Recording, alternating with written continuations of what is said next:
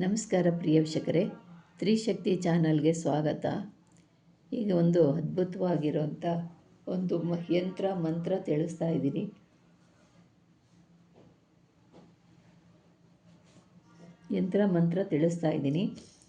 ಇದು ಶತ್ರುಗಳನ್ನು ನಾಶ ಮಾಡೋದು. ನಮ್ಮ ಶತ್ರುಗಳು ಸದಾ ನಮಗೆ ಕಷ್ಟ ಕೊಡ್ತಿರೋಂಥ ಶತ್ರುಗಳನ್ನ, ನಮಗೆ ನಾನಾ ವಿಧದಲ್ಲಿ ತೊಂದರೆ ಕೊಡ್ತಿರೋಂಥ ಶತ್ರುಗಳನ್ನ ನಾಶ ಮಾಡೋದು. ಈಗ ಮತ್ತು ನಮಗೆ ದುಷ್ಟಶಕ್ತಿಗಳು ಕೂಡ ಅವು ಶತ್ರುಗಳೇ. ನಮಗೆ ಆ ದುಷ್ಟಶಕ್ತಿಗಳನ್ನು ನಾಶ ಮಾಡಬೇಕು ಅಂದರೆ ಈ ರೀತಿಯಾಗಿ ನೀವು ಮಾಡಬೇಕು. ದುಷ್ಟಶಕ್ತಿಗಳಾಗಿರ್ಬೋದು, ದುಷ್ಟ ಶತ್ರುಗಳಾಗಿರ್ಬೋದು, ಇವ್ರನ್ನ ನಾಶ ಮಾಡಬೇಕು ಅಂದರೆ ಈ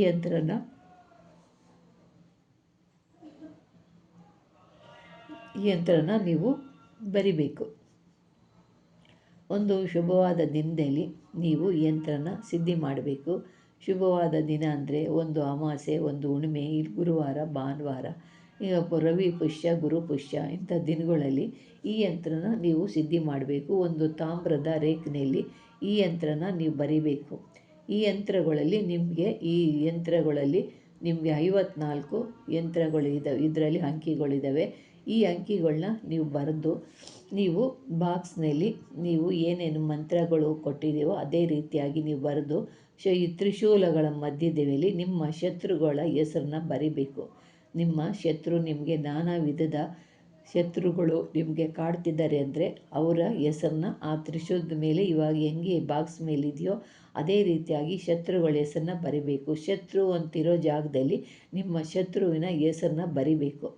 ಬರೆದು ನಿಮಗೆ ಯಾವ್ಯಾವ ರೀತಿಯ ಕಷ್ಟ ಕೊಟ್ಟಿದ್ದಾರೋ, ಯಾವ್ಯಾವ ರೀತಿಯಾಗಿ ನಿಮ್ಗೆ ಅನ್ಯಾಯ ಮಾಡಿದಾರೋ, ಯಾವ್ಯಾವ ರೀತಿಯಾಗಿ ನಿಮ್ಮನ್ನು ಚಿತ್ರಹಿಂಸೆ ಕೊಟ್ಟಿದ್ದಾರೋ, ನಿಮ್ಗೆ ಅವರಿಂದ ಏನೇನು ಅನ್ಯಾಯ ಆಗಿದೆಯೋ ಅದನ್ನೆಲ್ಲ ನೀವು ತಿಳ್ಕೊಂಡು ಈ ಯಂತ್ರನ ಬರಿಬೇಕು. ಯಂತ್ರ ಬರೆಯುವಾಗ ಶತ್ರು ಅಂತ ಬರೆದಿರೋ ಜಾಗದಲ್ಲಿ ಹೆಸರು ಬರೆಯುವಾಗ ನಿಮ್ಮ ಕಷ್ಟಗಳಲ್ಲೂ ಅವರು ಕೊಟ್ಟಿರೋವಂಥ ತೊಂದರೆಗಳು ಎಲ್ಲ ನಿಮ್ಮ ಮನಸ್ಸಿನಲ್ಲಿರೋದನ್ನೆಲ್ಲ ಅದರಲ್ಲಿ ಹೇಳ್ಕೊಂಡು ನೀವು ಬರಿಬೇಕು. ಬರೆದು ಅವ್ರ ಹೆಸರನ್ನ ಬರಿಬೇಕು. ಅದನ್ನು ಪೂಜೆ ಮಾಡಬೇಕು. ಧೂಪ ದೀಪ, ಅದಕ್ಕೆ ನೈವೇದ್ಯ, ಪ್ರಾಣ ಪ್ರತಿಷ್ಠೆ ಮಾಡಬೇಕು. ಯಂತ್ರನ ಪ್ರಾಣ ಪ್ರತಿಷ್ಠೆ ಮಾಡಿ ಅದಕ್ಕೆ ಧೂಪ ದೀಪ ನೈವೇದ್ಯ ಎಲ್ಲ ಮಾಡಾದಮೇಲೆ ಅದನ್ನು ಒಂದು ದೇವಿ ದೇವಸ್ಥಾನಕ್ಕೆ ಹೋಗಬೇಕು. ರಾತ್ರಿಯಲ್ಲಿ ನೀವು ಒಂದು ದೇವಿ ಪೂಜೆ ಮಾಡಬೇಕು. ಪೂಜೆ ಮಾಡಿ ಆಮೇಲೆ ನಿಮ್ಗೆ ಯಾವ ದೇವಿ ನಿಮಗೆ ಇದಿದೆಯೋ ಆ ದೇವಿನ ನೀವು ಸ್ತೋತ್ರನ ಹೇಳಬೇಕು. ಸ್ತೋತ್ರನ ಹೇಳಿ ಪೂಜಿಸಿಬಿಟ್ಟು ಆ ದೇವಸ್ಥಾನಕ್ಕೆ ಹೋಗಿ ನಿಮ್ಮ ಸಂಕಲ್ಪನ ಹೇಳ್ಕೊಂಡು, ನಮ್ಮ ಶತ್ರುನ ಈ ರೀತಿಯಾಗಿ ಅವ್ರನ್ನ ನೀವು ಈ ಥರ ಕಷ್ಟ ಕೊಟ್ಟಿರೋರನ್ನ ನೀವು ಯಾವ ರೀತಿಯಾಗಿ ಶಿಕ್ಷೆ ಕೊಡಬೇಕು ಕೊಡಿ ಅಂತೇಳ್ಬಿಟ್ಟು ದೇವರಿಗೆ ಒಂದು ದೇವಸ್ಥಾನಕ್ಕೆ ಹೋಗ್ಬಿಟ್ಟು ಆ ದೇವಸ್ಥಾನದಲ್ಲಿ ಇರೋ ದೇವಿಗೆ ನೀವು ಒಪ್ಪಿಸ್ಬಿಟ್ಟು ಬಂದು ನಿಮ್ಮ ಕೆಲಸ ಪ್ರಾರಂಭ ಮಾಡಬೇಕು. ನಿಮಗೆ ತುಂಬ ನಾನಾ ವಿಧದಲ್ಲಿ ತೊಂದರೆ ಕೊಟ್ಟಿರೋರಿಗೆ ನೀವು ಈ ರೀತಿ ಮಾಡಬೇಕು. ಸುಮ್ಮನೆ ಏನೂ ಇಲ್ಲದೆ ನೀವು ಯಾರಿಗೋ ದುಡ್ಡು ಕೊಡ್ತಾರೆ ಅವ್ರನ್ನ ಮಾಡಿಕೊಡ್ತೀವಿ ಅಂತ ಮಾಡಿದ್ರೆ ಅದು ರಿವರ್ಸ್ ನಿಮಗೆ ಹೊಡಿತೈತೆ. ಅದರಿಂದ ನಿಮಗೆ ಕಷ್ಟ ಆಗಿದೆ, ನಿಮಗೆ ನೋವು ಆಗಿದೆ, ನಿಮಗೆ ತೊಂದರೆ ಕೊಟ್ಟಿದ್ದಾರೆ ಅನ್ನೋರ್ಗೆ ಮಾತ್ರ ಇದು ಮಾಡಬೇಕು. ಇಲ್ಲವಾದವ್ರಿಗೆ ನೀವು ಮಾಡಬಾರ್ದು. ಇದನ್ನು ಈ ರೀತಿಯಾಗಿ ನೀವು ಬರೆದು ಆದ ನಂತರ ದೇವಿ ದೇವಸ್ಥಾನಕ್ಕೆ ಹೋಗಿ ಪೂಜೆ ಮಾಡಿಸ್ಕೊಂಡು ಬಂದು ಅದಕ್ಕೆ 1000 ಜಪ ಮಾಡಬೇಕು. 1000 ಸಲ ಮಂತ್ರನ ಜಪ ಮಾಡಬೇಕು. ಮಾಡಾದಮೇಲೆ ದೇವಿ ದೇವಸ್ಥಾನಕ್ಕೆ ಹೋಗ್ಬಂದು ದೇವಿ ಸ್ತೋತ್ರವನ್ನು ನೀವು ಪಠಿಸಬೇಕು. ಯಂತ್ರನ ಪೂಜಿಸಿ ಎಲ್ಲ ಪ್ರಾಣ ಪ್ರತಿಷ್ಠೆ ಮಾಡಿ ಅದಕ್ಕೆ ನೈವೇದ್ಯ ಧೂಪ ದೀಪ ಎಲ್ಲ ಮಾಡಿ ಆದ ನಂತರ ನೀವು ಯಂತ್ರನ ತಗೊಂಡೋಗಿ ನಿಮ್ಮ ಶತ್ರು ಹೆಸರುಗಳೆಲ್ಲ ಬರ್ಕೊಂಡು, ಯಾರ್ಯಾರ ಹೆಸರು ಬರಬೇಕು ಅವ್ರ ಹೆಸರೆಲ್ಲ ನಿಮ್ಮ ಶತ್ರುಗಳ್ದ ಬರ್ಕೊಂಡು ಯಂತ್ರನ ನೀವು ತಗೊಂಡೋಗಿ ಭೂಮಿಯಲ್ಲಿ ಅದನ್ನು ಹೂಳಿಡಬೇಕು. ಈ ಯಂತ್ರನ ಹೂಳಿಡಬೇಕು. ಈ ಯಂತ್ರ ಹೂಳಿಟ್ಟ ಪ್ರಯೋಗದಿಂದ ನಿಮ್ಮ ಶತ್ರುವು ಇದನ್ನು ಎಲ್ಲಿ ಹೂಳಬೇಕು ಅಂದರೆ ಮಶಾಣದಲ್ಲಿ ಹೂಳಬೇಕು. ಮಶಾಣದಲ್ಲಿ ತಗೊಂಡೋಗಿ ಹೂಳ್ಬಿಟ್ಟು ಬರಬೇಕು. ಮಶಾಣದಲ್ಲಿ ಹೂಳು ಬಂದ ನಂತರ ಇದನ್ನು ಮಂತ್ರ ಪ್ರಯೋಗದಿಂದ ನೀವು ನಿಮ್ಮ ಶತ್ರುಗಳ ಅದು ಕುಲನೇ ನಾಶ ಆಗುತ್ತೆ. ಅಂದರೆ ಸತ್ಯವಾಗಿ ನಿಮಗೆ ಕಷ್ಟ ಕೊಟ್ಟಿರೋ ಆಗಿರಬೇಕು. ಸುಮ್ಮನೆ ಏನೋ ಕೋಪ ತಾಪಗಳಿಗೋಸ್ಕರ ಇವೆಲ್ಲ ಮಾಡೋಕ್ಕೋದ್ರೆ ನಿಮಗೆ ರಿವರ್ಸ್ ಆಗುತ್ತೆ. ಅದರಿಂದ ನೀವು ನಿಮ್ಮ ಶತ್ರುಗಳನ್ನ ನಿಮಗೆ ಅಪಾರವಾದಂಥ ಕಷ್ಟ ಕೊಟ್ಟು ನಿಮಗೆ ತುಂಬ ತೊಂದರೆ ಕೊಟ್ಟು ನಿಮ್ಮ ಆಸ್ತಿ ಪಾಸ್ತಿ ಎಲ್ಲ ಕಸಿದುಕೊಂಡು ನಿಮಗೆ ನಾನಾ ಸ್ಥಿತಿಯಲ್ಲಿ ಮಾಡಿದ್ದಾರಲ್ಲ ಅಂಥವ್ರಿಗೆ ಈ ಪ್ರಯೋಗ ಮಾಡಿ, ಆಗ ಶತ್ರುಕುಲನೇ ನಾಶ ಆಗುತ್ತೆ ಅಂತ ಇದೆ. ನಿಮಗೆ ವಿಜಯ ಪ್ರಾಪ್ತಿ ಆಗುತ್ತೆ, ನಿಮಗೆ ಧನ ಧಾನ್ಯ ಪ್ರಾಪ್ತಿ ಆಗುತ್ತೆ. ಇದನ್ನು ಯಾಕೆ ಅಂದರೆ ಶತ್ರುಗಳಿಂದ ನಿಮಗೆ ಆಗುವಂಥ ತೊಂದರೆ ದೂರ ಆಯಿತು ಅಂದರೆ ಆವಾಗ ನಿಮಗೆ ಧನ ಧಾನ್ಯ ಅಭಿವೃದ್ಧಿ ಆಗುತ್ತೆ. ಯಾಕೆ ಅಂದರೆ ಅವರು ನಿಮಗೆ ಎಲ್ಲ ರೀತಿಯಲ್ಲೂ ಕಟ್ ಮಾಡಿಬಿಟ್ಟಿರ್ತಾರೆ. ಧನ ಧಾನ್ಯ ಸಂಪತ್ತು ಐಶ್ವರ್ಯ ಕೆಲಸ ಕಾರ್ಯಗಳೆಲ್ಲ ಕಟ್ ಮಾಡಿಬಿಟ್ಟಿರ್ತಾರೆ. ಹತ್ತಿರ ಕಟ್ ಆದಾಗ ನಿಮ್ಮ ಕೆಲಸ ಒಂದೂ ಆಗೋದಿಲ್ಲ.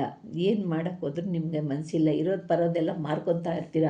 ಈಗ ಒಬ್ರು ಹೇಳಿದ್ರು, ಅದೇ ಥರವಾಗಿ ಒಂದು ಮನೆಗೆ ಬಂದ್ರಂತೆ. ಆ ಮನೆಗೆ ಬಂದ ನಂತರ ಅವ್ರ ಮನೆಯಲ್ಲಿ ಆಗಿರೋದು ಒಂದೊಂದಲ್ಲ ಅನಾಹುತಗಳು, ಒಂದ್ರ ಮೇಲೊಂದು ಇರೋದು ಆಸ್ತಿ ಪಾಸ್ತಿ ಎಲ್ಲ ಮಾರ್ಕೊಂಡು ಬಂದಿದ್ದಾರೆ. ಅವರಿಗೆ ಇನ್ನೂ ಅವ್ರಿಗೆ ಸಮಸ್ಯೆಗಳು ಹರಿಯಲಿಲ್ಲ. ಒಂದು 6 ತಿಂಗಳು ಚೆನ್ನಾಗಿದ್ದರೆ ಇನ್ನು 6 ತಿಂಗಳ ಮೇಲೆ ಸ್ಟಾರ್ಟ್ ಆಗುತ್ತೆ. ಇದೇ ರೀತಿಯಾದಂಥ ಪ್ರಭಾವ ಅವ್ರಿಗೆ ಆಗ್ತಿರೋಂಥ ಒಂದೊಂದು ಅನುಭವ ಹೇಳೋದಕ್ಕೆ ಸಾಧ್ಯವಿಲ್ಲ. ಆ ಥರ ಅನುಭವಗಳಾಗ್ತವೆ. ಇಂಥ ಒಂದೊಂದು ಶತ್ರುಗಳು ಮಾಡಿ ಚೌಡಿಗಳನ್ನ ಬಿಟ್ಬಿಡ್ತಾರೆ. ಆ ಬಿಟ್ಟಾದ ಮೇಲೆ ಪಾಪ ಇವ್ರಿಗೆ ಗೊತ್ತಿರೋದಿಲ್ಲ. ಏನು ಮಾಡ್ತಾರೆ, ದೇವಸ್ಥಾನಕ್ಕೆ ಹೋಗ್ತಾರೆ, ಪೂಜೆ ಮಾಡಿಸ್ತಾರೆ, ಬರ್ತಾರೆ, ಏನೂ ಅರಿಯೋದಿಲ್ಲ. ಆ ಚೌಡಿನ ಕಟ್ ಮಾಡೋಕ್ಕೆ ಆಗೋದಿಲ್ಲ. ಅವ್ರಿಗೆ ಚೌಡಿ ಪ್ರಯೋಗ ಆಗಿದೆ ಅಂತ ತಿಳಿಯೋಕ್ಕೂ ಆಗೋದಿಲ್ಲ. ಆಗ ಏನು ಮಾಡ್ತಾರೆ, ಈ ಚೌಡಿ ಬಂದು ಅವ್ರನ್ನ ನಾನಾ ವಿಧದಲ್ಲಿ ಚಿತ್ರ ಹಿಂಸೆ ಕೊಡ್ತಾಳೆ ಅಂದರೆ ಅಷ್ಟಿಷ್ಟಲ್ಲ. ಅದೇ ರೀತಿಯಾಗಿ ಒಬ್ಬರಿಗೆ ಮಂಗಳೂರಿನವ್ರಿಗೆ ಆಗಿರೋ ಪ್ರಯೋಗ ಇದು. ಆ ಪ್ರಯೋಗದ ಒಂದು ಸ್ವಲ್ಪ ನಿಮಗೆ ತಿಳಿಸ್ತಿದ್ದೀನಿ. ಎಲ್ಲ ರೀತಿಯಲ್ಲಿ ಹೋಗಿ ಎಲ್ಲ ಆಸ್ತಿ ಪಾಸ್ತಿ ಎಲ್ಲ ಕಳ್ಕೊಂಡಿದ್ದಾರೆ, ತೋಟಗಳು ಮಾರ್ಕೊಂಡಿದ್ದಾರೆ, ಎಲ್ಲ ಫ್ಯಾಕ್ಟ್ರಿ ಕಳ್ಕೊಂಡಿದ್ದಾರೆ. ಈಗ ಮತ್ತೆ ಒಂದು ಸೈಟ್ ಇದೆಯಂತೆ, ಆ ಸೈಟನ್ನು ಕೂಡ ಮಾರಕ್ಕೆ ಇಟ್ಟಿದ್ದಾರಂತೆ. ಆ ಜಮೀನು ಮಾರಿ ಅವರು ತೋಟ ಮಾರಿ ಒಂದು ಮನೆ ತೊಗೊಂಡ್ರಂತೆ. ಈಗ ಆ ಮನೆಯಲ್ಲೂ ಕೂಡ ಅಲ್ಲಿನೂ ಕೂಡ ತೊಂದರೆ ಆಗಿದೆ.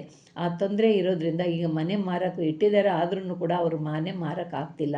ಅಂಥ ಕಷ್ಟದಲ್ಲಿದ್ದಾರೆ. ಎಲ್ಲ ಮನೆ ಮಠ ಎಲ್ಲ ಕಳ್ಕೊತಾ ಇದ್ದಾರೆ.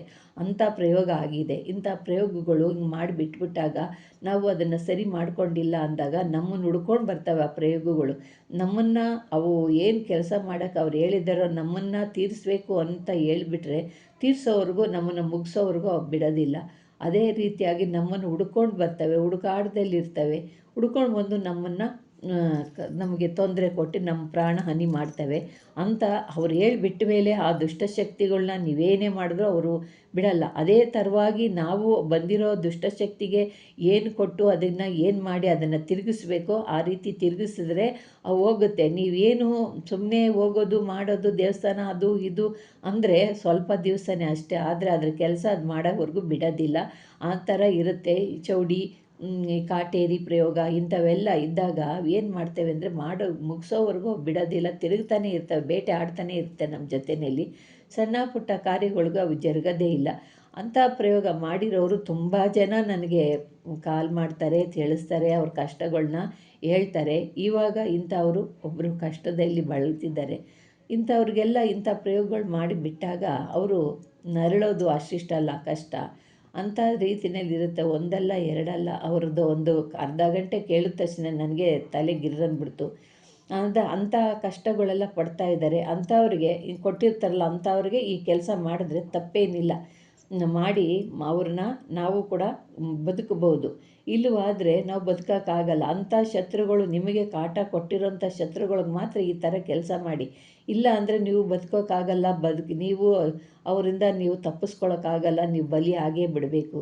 ಅದರಿಂದ ನೀವು ಇಂಥ ಶತ್ರುಗಳು ಕಾಟ ಕೊಟ್ಟಾಗ ಈ ಪ್ರಯೋಗನ ಮಾಡಿ ನೀವು ಆ ಶತ್ರು ಹೆಸರನ್ನ ನೀವು ಬರೆದು, ಶತ್ರು ಹೆಸರುಗಳನ್ನ ತ್ರಿಶೂಲದಲ್ಲಿ ಬರೆದು, ಆ ತ್ರಿಶೂಲ ಬರೆದಿರೋದು ಅಂದರೆ ಏನಕ್ಕೆ, ತ್ರಿಶೂಲ ಅಂದ್ರೇ ಆ ದೇವಿ ಸಂಹಾರ ಮಾಡೋದು. ಅದರಂತೆ ಆ ಹೆಸರುಗಳನ್ನೆಲ್ಲ ನೀವು ಬರೆದು ತ್ರಿಶೂಲದ ಮೇಲೆ ಹೆಸರು ಬರೆದುಬಿಟ್ಟು ನಿಮ್ಮ ಶತ್ರುನ ನೀವು ಏನಾಗಬೇಕು ಅಂತ ಅಂದ್ಕೊಂಡಿದ್ದೀರೋ ಆ ಥರ ಹೇಳ್ಬಿಟ್ಟು ತಗೊಂಡೋಗಿ ಅದನ್ನು ಮಶಾಣದಲ್ಲಿ ಆ ಯಂತ್ರನ ನೀವು ಹೂಳಬೇಕು. ಹೂಳ್ಬಿಟ್ಟು ಬಂದು ಸ್ನಾನ ಮಾಡಿಕೊಂಡು ಮನೆಯೊಳಗೆ ಪ್ರವೇಶ ಮಾಡಿ ಇದನ್ನು ಮಂತ್ರನ ನೀವು 1000 ಸತಿ ನೀವು ಇದನ್ನು ಪಠಿಸ್ಬೇಕು.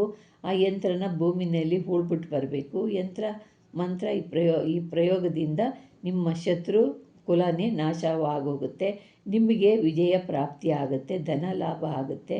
ನಿಮಗೆ ಎಲ್ಲ ರೀತಿಯಿಂದನೂ ಸುಖ ಸಂಪತ್ತು ಅನುಗ್ರಹಿಸುತ್ತೆ. ಯಾಕೆಂದರೆ ಸದಾ ನಮಗೆ ಕಾಡ್ತಿರೋಂಥ ಶತ್ರುಗಳು ಅವರು ನಮ್ಮನ್ನು ಬಿಟ್ಟು ಹೋದರು ಅಂದರೆ ನಮಗೆ ಮತ್ತೆ ಹಿಂತಿರುಗಿ ಬರುತ್ತೆ. ನಮ್ಮ ಸಂಪತ್ತು, ನಮ್ಮ ಐಶ್ವರ್ಯ, ನಮ್ಮ ಸುಖ ಶಾಂತಿ ಎಲ್ಲ ಬರುತ್ತೆ. ನಮ್ಮನ್ನು ಬಿಟ್ಟು ಹೋಗಬೇಕಷ್ಟೆ. ಆ ದುಷ್ಟಶಕ್ತಿ ಹೋದ ನಂತರ ನಮಗೆ ಎಲ್ಲ ಸರೋಗುತ್ತೆ.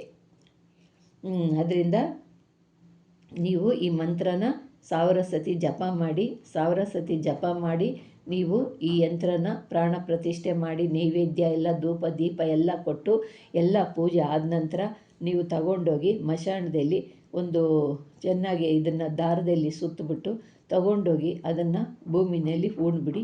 ಹೂಣ್ಬಿಟ್ಟು ಬಂದ ನಂತರ ನೀವು ಕಾಲು ಕೈ ತೊಳ್ಕೊಂಡು ಶುದ್ಧವಾಗಿ ಮನೆಗೆ ಬನ್ನಿ. ಆಗ ನಿಮ್ಮ ಶತ್ರು ನಿಮಗೆ ಅವನು ನಿಮ್ಮಿಂದ ದೂರ ಆಗ್ತಾನೆ. ಅವನು ಕೂಡ ಒಂದು ರೀತಿಯಲ್ಲಿ ಹೋಗ್ತಾನೆ. ಮಾಡಿರೋದು ಕಷ್ಟಗಳು ಎಲ್ಲಿ ತಪ್ಪೋದಿಲ್ಲ.